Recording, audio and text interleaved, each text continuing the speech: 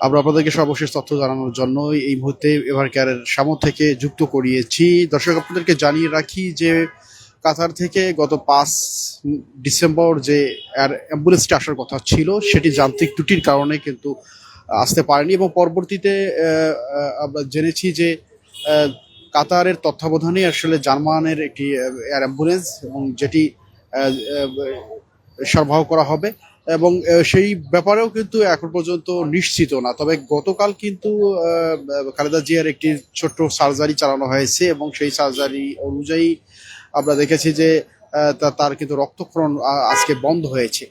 তবে তিনি আসলে দেশের বাইরে যেতে পারবেন কিনা এই বিষয়টি নিয়ে আসলে জনমনে প্রশ্নর সম্মুখীন হচ্ছে। তবে আপনাদেরকে জানিয়ে রাখি যে তার শারীরিক সুস্থতার উপর কিন্তু নির্ভর করবে আসলে তিনি এই অবস্থায় দেশের বাইরে যেতে পারবেন কিনা।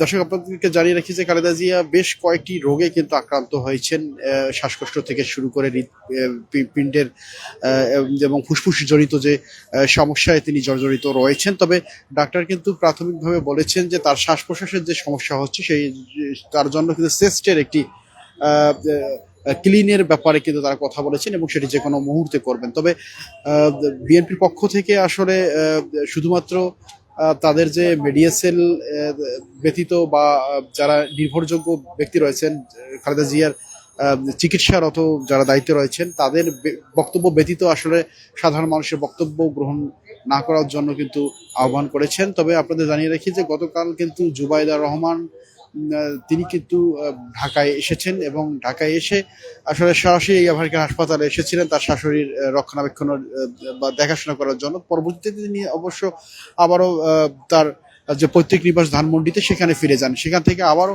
তিনি এভারকেয়ারে অবস্থান করেছিলেন। তবে তিনি এখনো তার পৈতৃক নিবাসে রয়েছেন, তবে আজকে কিছুক্ষণের মধ্যেই কিন্তু এখানে আসার কথা রয়েছে। দর্শক, আপনাদেরকে জানিয়ে রাখি যে বেগম খালেদা জিয়ার এই চিকিৎসা পদ্ধতি সেটি শুধুমাত্র দেশীয় চিকিৎসক দ্বারা পরিচালিত হচ্ছে না, এটি একদম যুক্তরাজ্য এবং চীনের যে চিকিৎসক রয়েছেন তাদের তত্ত্বাবধানে কিন্তু একটি মেডিকেল টিম গঠন করে এখানে আসলে চিকিৎসা পরিচালনা করা হচ্ছে। তবে স্যার যে সিসিউর যিনি দায়িত্বে রয়েছেন ডক্টর জিয়াউল হাসান, তিনি কিন্তু জানিয়েছেন যে আসলে খালেদা জিয়া যে শারীরিক অবস্থা সেই শারীরিক অবস্থা এখনো অপরিবর্তিত রয়েছে। তবে বিদেশে গমনের ব্যাপারে আসলে তার শারীরিক নির্ভরতার উপর আসলে সম্পূর্ণ করবে যে আসলে তিনি দেশের বাইরে যেতে পারবেন কিনা। আপনারা দেখতে পাচ্ছেন যে গতকালকে আমরা দেখেছি যে বেগম খালেদা জিয়ার জন্য সারা বাংলাদেশে প্রত্যেকটি মসজিদ এবং উপাসনালয়ে কিন্তু তার জন্য প্রার্থনা করা হয়েছে, এবং যাতে করে তিনি খুব দ্রুত সুস্থ হতে পারেন। একই সাথে আপনাদেরকে জানিয়ে রাখি যে